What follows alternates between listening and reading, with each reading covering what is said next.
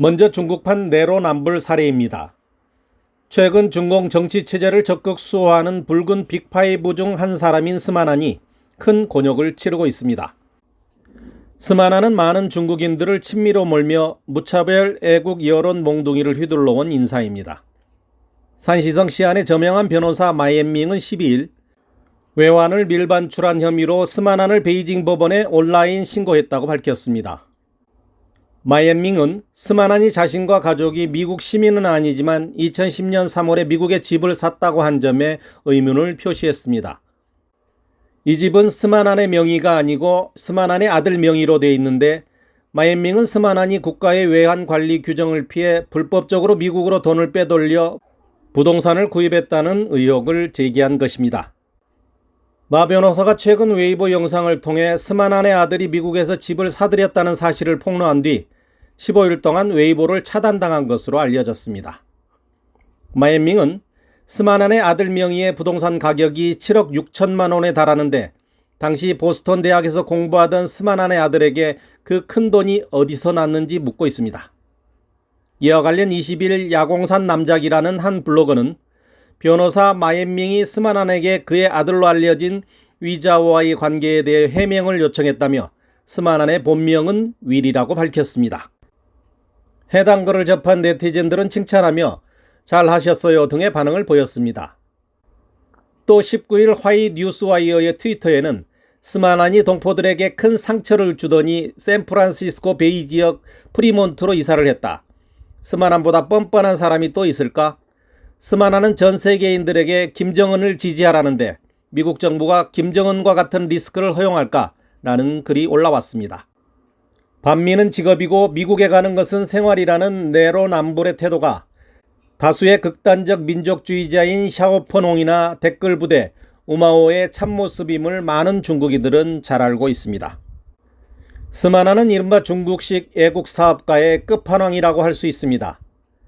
일부 평론가들은 스마난식의 애국 사업가들이 중국 인민에게 지속적으로 그릇된 사상을 주입 세뇌시키며 정부의 지원 아래 각종 미디어와 SNS에서 활개를 치고 있어 그 폐해가 막심하다고 지적하고 있습니다. 다음 뉴스입니다. 아프리카로 가보겠습니다. 케냐는 8월 대선을 앞두고 있습니다.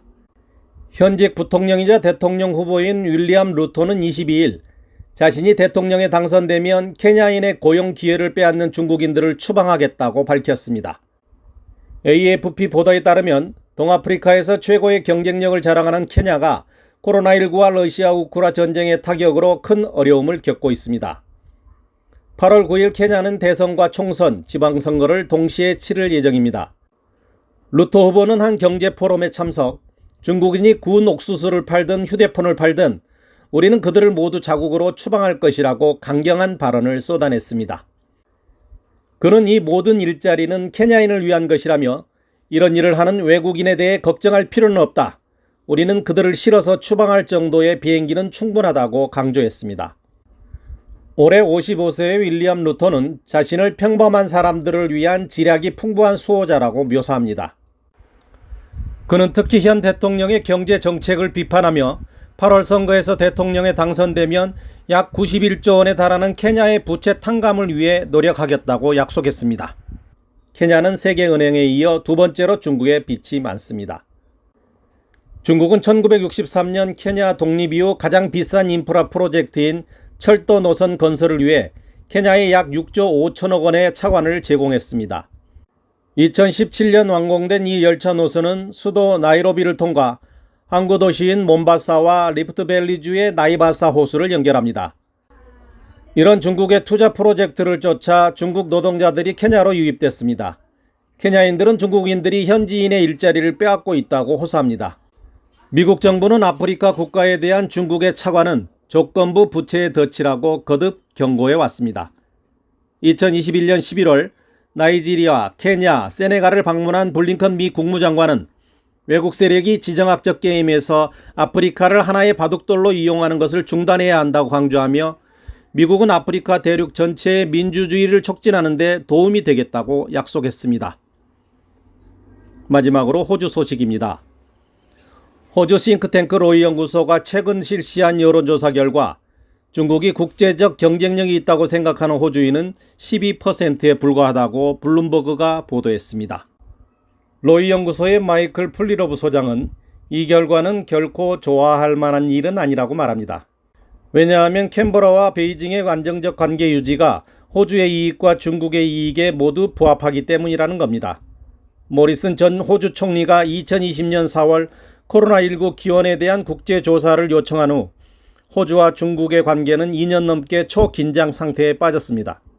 중국 정부는 육류, 와인, 석탄을 포함 호주 수출품에 대해 무역 철벽을 세웠습니다. 앨버니지 신임 호주 총리는 취임 이후 중국과의 외교적 소통 재개 방안을 모색해왔습니다. 신임 호주 부총리 겸 국방장관인 리차드 말스는 얼마 전 싱가포르에서 웨이펑어 중국 국방부장과 2년 만에 첫 양국 고위급 만남을 가지기도 했습니다. 로이 연구소 플리러브 소장은 호주와 중국이 외교적 소통을 재개하는 것은 중요하지만 관계 회복의 책임은 중국에 있다고 말했습니다. 그는 호주인들이 중국을 바라보는 시각을 이렇게 바꾼 것은 바로 중국 정부의 최근 행태라고 지적합니다. 진실탐사대 이원선입니다.